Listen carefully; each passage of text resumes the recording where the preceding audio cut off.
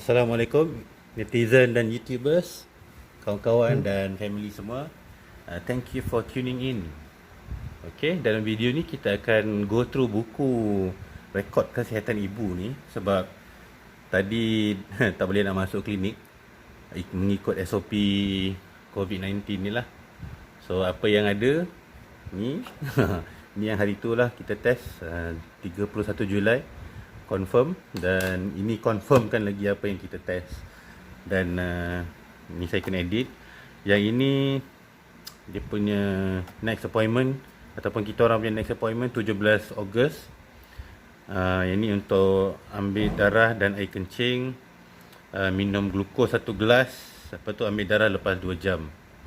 Okay, so yang ini memang untuk check diabetes lah, sebab memang wife saya ada sejarah. Okay. Okay, so page pertama, perihal kandungan lalu. Okay, yang ini ada yang tak ingat, sebenarnya tak ingat tadi berapa berat dia lah, tapi lebih kurang lah tadi tu. Ni nil-nil, okay. Tapi anak semua dah besar panjang lah sekarang ni. Okay. So dan ni tak ada, page ni tak ada apa sangat lah. Okay, so yang ini family history ataupun riwayat kesihatan ibu dan keluarga. Period regular, jumlah hari tak tahu ni apa tulis, tak faham. Okay, perancang keluarga tak ada. Status merokok memang tak lah, saya ada. Perubatan keluarga, okay, mak memang ada diabetes dengan darah tinggi. Okay, ukuran tinggi 159.5. Borang kebenaran untuk pengambilan darah bagi ujian saringan antinatal. Yang ini untuk memastikan ibu berada di tahap kesihatan yang optimal untuk pengesahan penyakit bagi membuka peluang kepada rawatan awal, mencegah jangkitan penyakit kepada bayi, pengesanan awal dan membuka peluang kepada pasangan. Okey.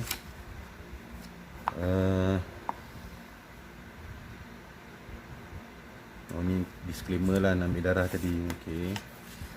Ni dia dah stapler kan, tak boleh nak buka. Rasanya yang ni dalam buat masa ni memang tak perlu lagi lah. Okay, nampak macam ada banyak lagi kotak-kotak dia. Tak tahu apa.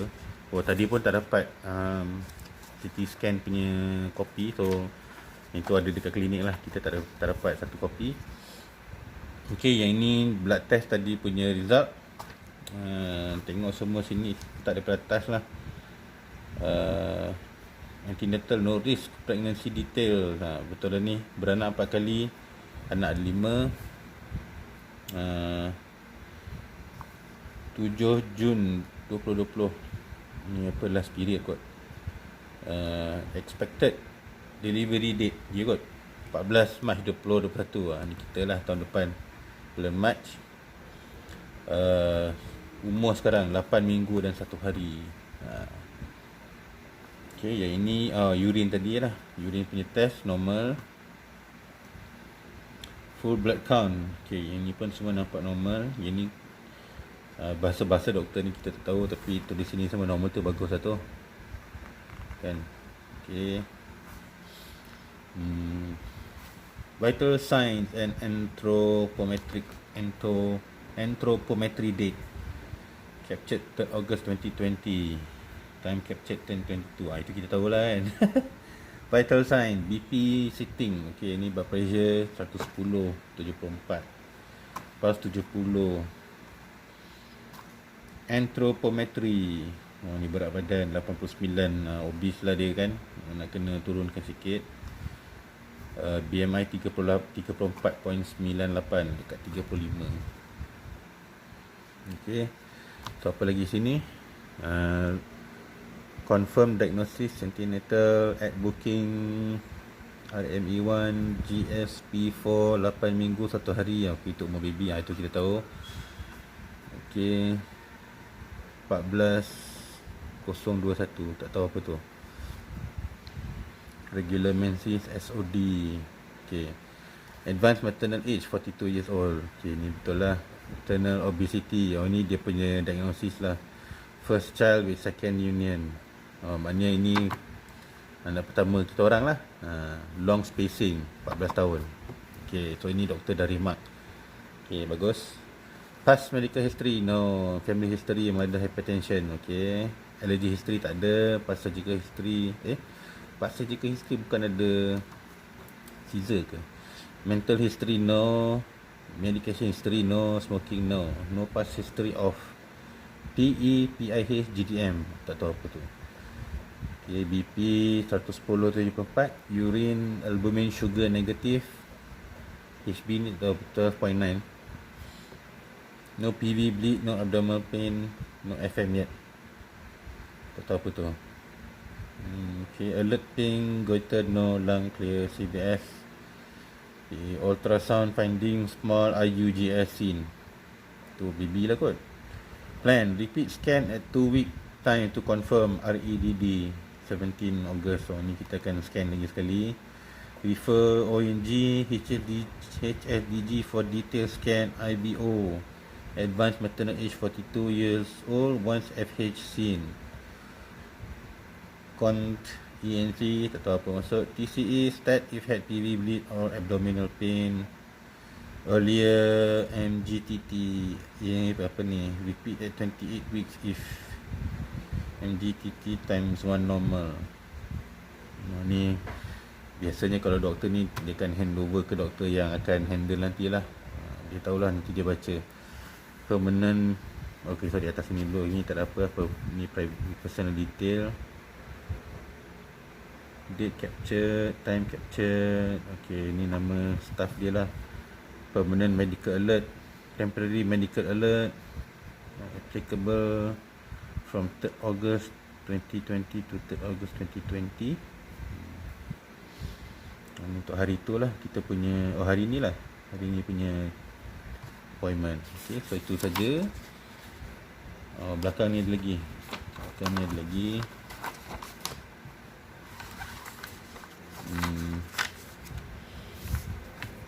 Ni banyak detail ni. No risk. Ni cerita tadi jugalah. Gravida 5 parity 4 NMP EDD, don't know what it is. 7 June 2020 tu last period lah kot. Ni macam tadi punya. Okay, tadi punya. Okay, so tak apa. Ni borang pemeriksaan kandungan semasa. Ni kita punya record lah, maknanya every time kita check up dia akan update kat sini. Okay, tambah ni. Okay, ni semua kosong lah. Ni semua untuk bulan-bulan akan datang punya check up. So yang ni lama-lama akan penuh. Buku ni pun nanti akan jadi belacan. So kita kena jagalah buku ni. Kalau boleh jangan dia teruk sangat. Okay. Senarai semak jaundice. Ini kalau kuning lah. Ni kalau kuning dia akan pakailah bahagian ni. Okay. Setakat ni tak ada, tak pakai lagi.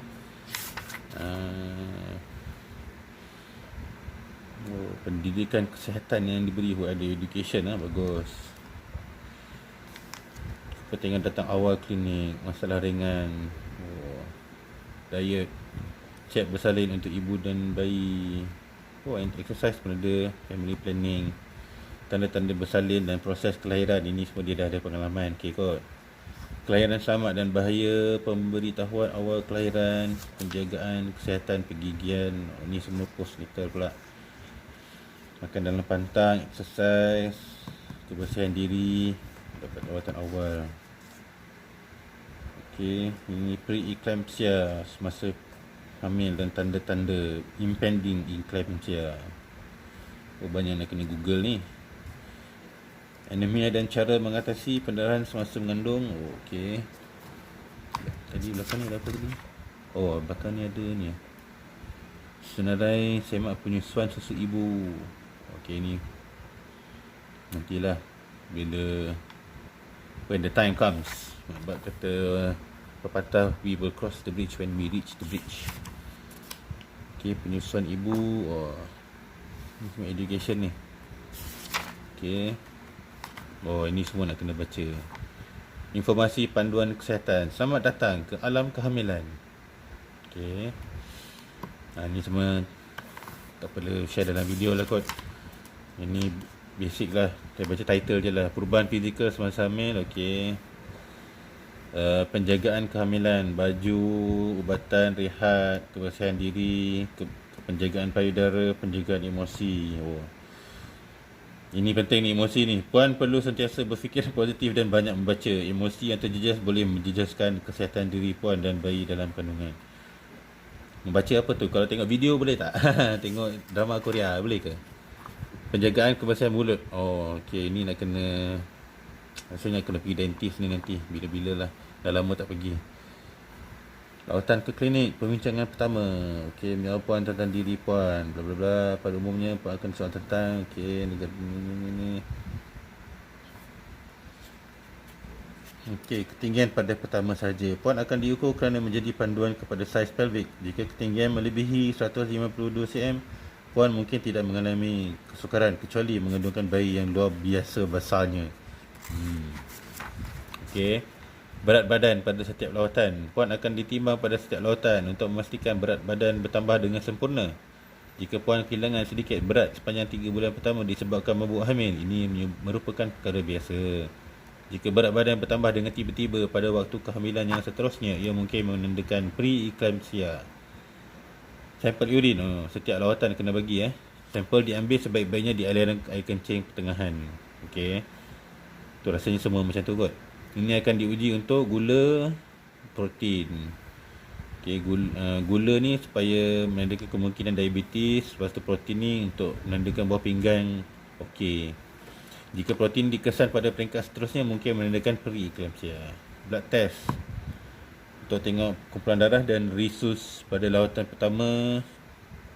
Ni semua yang penyakit inilah, jangkit ni. Kemerahan darah pada lawatan pertama dan pada lawatan seterusnya mengikut keperluan. Tekanan darah, ni pun kena cek juga setiap visit.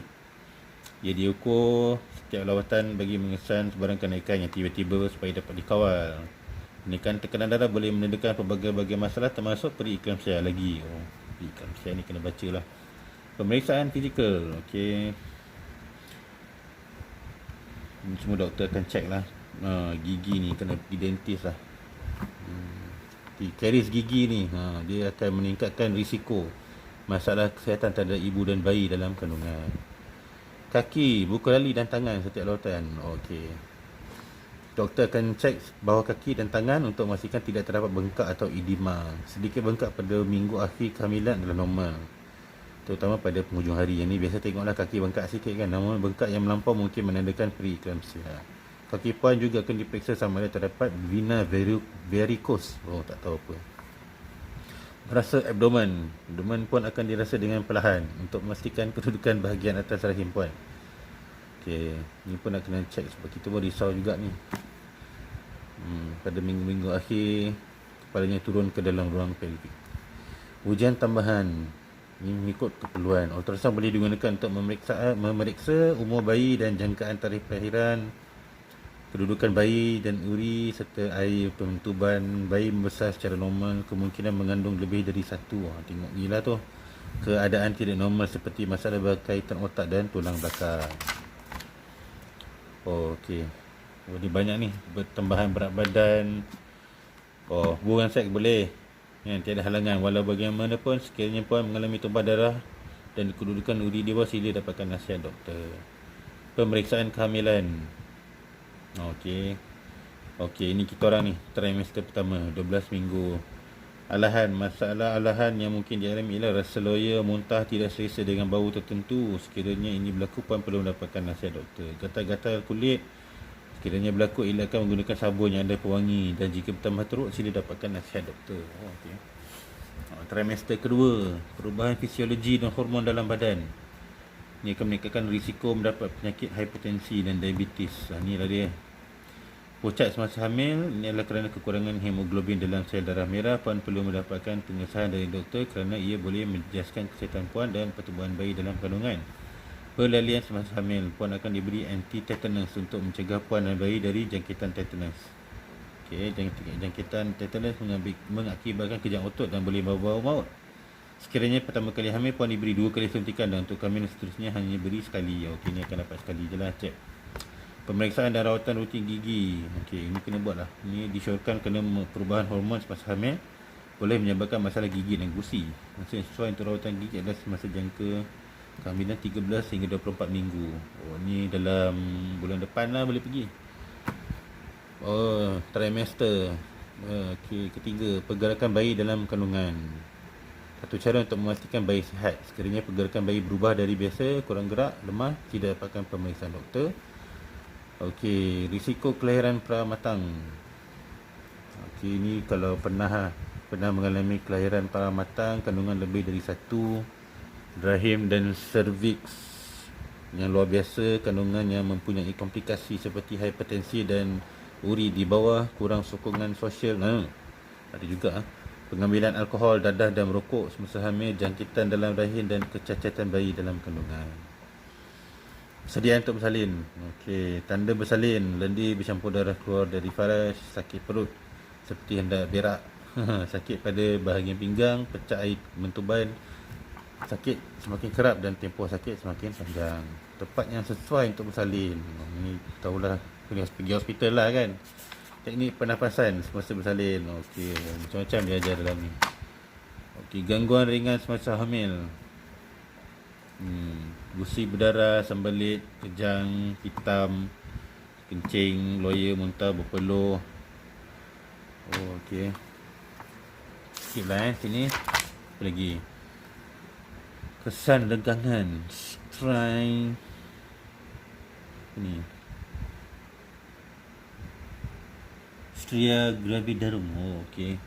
Bila kulit meregam melebihi kekenyalan yang biasa, tambah berat badan yang berlebihan juga mengakibatkan kesan ini. Kesan ini jarang hilang, lebih mungkin pudar menjadi jalur nipis berwarna perakan. Keletihan, okey, ni normal lah. Pedih hulu hati, okey, injak pada kendur semasa puan hamil sebab oleh perubahan hormon, oleh itu asid perut mengalir semula ke esophagus. Okey. Vena varicose, berkemungkinan mengalami masalah ini pada kehamilan lebih lewat sekiranya berat badan puan berlebihan atau mewarisi daripada keluarga. Masalah ini bertambah buruk jika berdiri terlalu lama atau duduk dalam keadaan kaki bersilang. Okey, so tak boleh duduk kaki bersilang. Lilihan dari faras, puan mungkin mendapati meningkatnya mukus yang dihasilkan oleh faras disebabkan perubahan hormon kehamilan. Seriawan, perubahan hormon kehamilan meningkatkan peluang puan menghadapi seriawan. Adalah penting penyakit ini dirawat sebelum bayi puan dilahirkan kerana ini mungkin berjangkit ke mulutnya dan menyebabkan sukar untuk bayi puan menyusu. Okey. Buku lali dan jari tangan membengkak. Okey. Buasi, tekanan kepala bayi menyebabkan bina di sekeliling anus membengkak. Keadaan lebih teruk jika memaksa diri. Okey, so jangan paksa. Okey. Oh, dia ke sini lah. Lama. Okey, skip je. Kehamilan yang berisiko. Okey. Mengandung kali pertama, mengandung kali ke-6 atau lebih. Oh, ini yes. Berumur kurang dari 18. Kita mengandung kali pertama pada umur 35 tahun ke atas. Yes and no. Jarak kelahiran kurang dari 2 tahun atau lebih 5 tahun. Yes. Punya sejarah kehamilan yang bermasalah. Tak ada kot. Menghadapi penyakit seperti anemia, diabetes, hipertensi dan penyakit jantung. Yes. Pendarahan semasa hamil, setakat ni belum lagi. Kandungan kembar, pernah ada. Kedudukan janin luar biasa seperti menyongsang atau melintang. Pecah mentuban sebelum cukup bulan. Okey, mengapa dia meningkatkan risiko? Ibu tidak berpengalaman dan tidak pernah melalui proses kehamilan dan kelahiran. Mengandung kali ke-6 atau lebih. Okey, betul lah ni. Lebih mudah untuk mendapat komplikasi. Kedudukan janin tidak tetap. Okey, ni nak kena jaga ni. Berumur kurang dari 18 tahun tak. Mengandung kali pertama. 14 tahun jarak, boleh kira kali pertama tak? Jarak kelahiran kurang dari 2 tahun atau lebih dari 5 tahun, berisiko tinggi mendapat pendarahan semasa hamil, kelahiran peramatan dan bayi kurang berat lahir. Teknik sejarah kehamilan yang bermasalah dan sejarah kandungan yang bermasalah boleh berlaku atau berulang pada kehamilan semasa. Wah, banyak ni. Anemia akan menyebabkan keguguran, tumpah darah semasa dan selepas bersalin. Boleh menyebabkan kematian. Pembesaran dan perkembangan bayi terbantu, kelahiran bayi kurang berat, kelahiran bayi tidak cukup bulan dan bayi meninggal dalam kandungan. Diabetes akan menyebabkan ibu hyperglycemic, glukos yang berlebihan, jangkitan kuman di bahagian sulit, keguguran. Banyak juga ni diabetes ni. Memang nak kena jaga ni. Complication diabetes seperti retinopati dan kegagalan buah pinggang. Diabetes yang tidak tekal seperti sakit buah pinggang. Okey. Kat bayi pula, berat badan bayi lebih dari 4 kilo, kecacatan pada saraf tunjang dan jantung, mati dalam kandungan, hypoglycemic, lemas masa lahir, kecederaan pada saraf di bahagian bahu. Okey. Hipertensi. Okey, banyak ni. Anemia. Anemia merupakan keadaan di mana berlakunya kekurangan hemoglobin di dalam sel darah merah. Okey, boleh sikit lah kot ni. Anemia. Tambah darah dengan makan buah makanan kaya zat besi. Okey. Semua makanan yang kaya zat besi yang baik adalah terdiri daripada sumber haiwan, daging, hati ayam, limpa, kerang, ikan totong dan ikan bilis. Sayuran seperti pegaga, pucuk paku, kangkung, bayam, kailan. Kailan juga mengandungi zat besi. Untuk mengatasi masalah anemia, anda perlu makan sekurang-kurangnya satu jenis makanan dari sumber haiwan yang kaya setiap hari. Kaya zat. Patah penting, sekiranya puan vegetarian, puan perlu mengambil makanan daripada kombinasi beberapa jenis. Kacang hijau, kacang soya, kacang dal. Sama makanan dan minuman yang tinggi kandungan vitamin C. Samping meningkatkan lagi pengambilan sayur-sayuran hijau, puan juga perlu makan pil Hematinik mengikut arahan. Tingkatkan penyerapan zat besi dengan dua cara. Lebihkan makan makanan yang membantu meningkatkan penyerapan zat besi, seperti berikut: buah dan sayur-sayur yang kaya dengan vitamin C, jambu batu, limau, betik, mangga, sayuran hijau, pegaga, sawi, pucuk ubi, bayam, kangkung. Jus buah-buahan, makan bersama pencecah buah-buahan seperti sambal mangga, tomato atau limau kasturi. Gunakan perencah daripada sumber haiwan seperti ikan bilis, udang, isi ayam dan isi daging. Kurangkan makan makanan bahan yang penghalang penyerapan zat besi, kopi, teh, minuman berkola dan minuman bercoklat. Jika ingin mengambil makanan atau minuman tersebut, pastikan diambil sekurang-kurangnya 1 hingga 2 jam selepas waktu makan atau selepas makan pil hematinik. Susu juga mengandungi bahan penghalang penyerapan zat besi. Ibu hamil perlu minum 2-3 gelas susu sehari untuk mendapatkan cukup kalsium. Jadi minumlah susu segar atau susu tepung di antara waktu malam, waktu makan, terutama seperti semasa minum pagi, minum petang dan minum malam. Puan perlu bersalin di hospital. Betul lah tu. Panduan pemakanan ibu hamil anemia. Okay, ni kita lah diabetes. Okay. Terdapat kadar glukos dalam badan. Okay. Type 1, 2, 3. Type 1, type 2 gestational diabetes. Siapa yang berisiko mendapat diabetes? Gula dan air kencing, berlebihan berat badan. Parents. Bayi yang mempunyai berat lahir melebihi 4 kilo.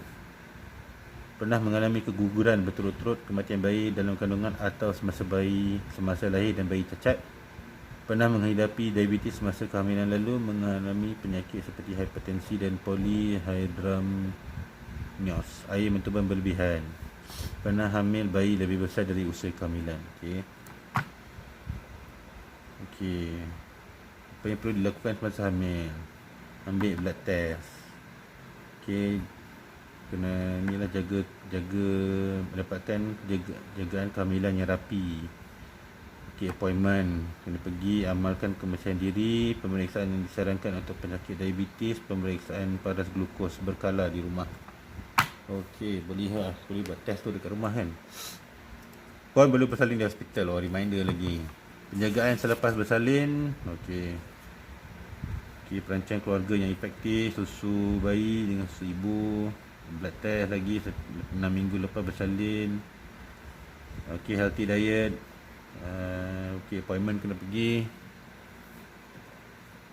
Bincang dengan anggota kesihatan jika bercadang untuk hamil. Tekanan darah tinggi, high blood ada jantung pun tak ada. Puan perlu bersalin di hospital lagi.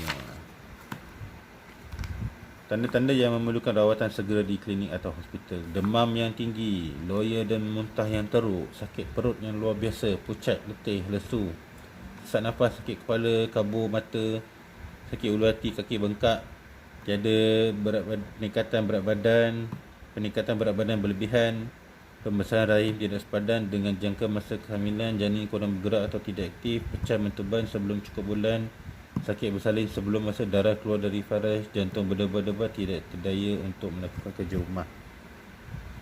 Okey. Penjagaan selepas bersalin. Okey. Ni kemudian lah kita boleh betul banyak, tak ada banyak sangat lah ni. Kelahiran bayi adalah saat yang menggembirakan bagi pasangan suami isteri. Walau bagaimanapun terdapat juga segelintir wanita yang mengalami masalah selepas bersalin.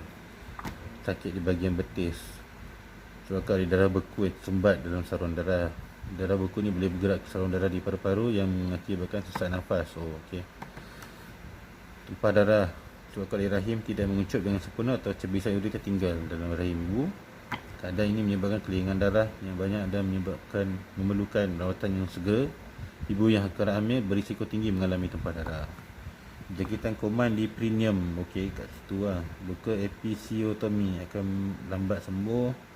Kuman boleh merebak ke bahagian pundi kencing. Kuman boleh merebak melalui darah. Meroyan. Dialami oleh setengah ibu selepas bersalin merasa murung.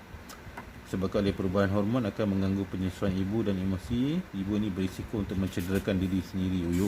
Atau bayi, okey. Banyak ni. Okey, kita kat Aisyah lah panjang pula Penyusuan susu ibu yang terbaik buat bayi dan puan. Kepentingan penyusuan susu ibu, bayi dan jaundice. Okey, senaman. Ni ada cara senaman. Okey, cara nak berdiri, cara nak duduk, cara nak baring, semasa nak bangun dari tidur, semasa mengangkat barang. Semua ada cara dia. Senaman pernafasan 2 jenis. Okey. Breathing exercise. Okey. Senaman ni pun ada exercise juga. Okey, baguslah buku ni. Senaman lengan. Okey. Senaman pergelangan kaki, teknik semasa pernafasan, semasa bersalin, tanda-tanda amaran untuk memberhentikan senaman. Okay. Sesak nafas sebelum exercise, pening, sakit kepala, sakit dada, kelemahan otot, sakitan terbengkak pada betis, salin kurang matang, pergerakan janin mengurang, kebocoran cecair ketuban, pendarahan faras. Rancang keluarga adalah tanggungjawab bersama ke arah keluarga bahagia. Mengapa perlu merancang? Bagaimana hendak merancang? Di mana ia boleh diperolehi? Bila boleh dimulakan selepas bersalin? Ia bergantung kepada kaedah kontraseptif yang ingin dilakukan. Bincang dengan doktor atau petugas kesihatan di klinik berdekatan.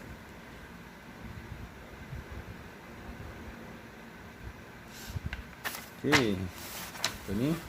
Kaedah merancang keluarga. Ada pil, hormon, ada plastik bentuk rod yang mengandungi hormon sintetik progestin. Dalam kecil masuk ke dalam rahim, apa benda ni? Ini getah lembut. Macam kondom dia ni.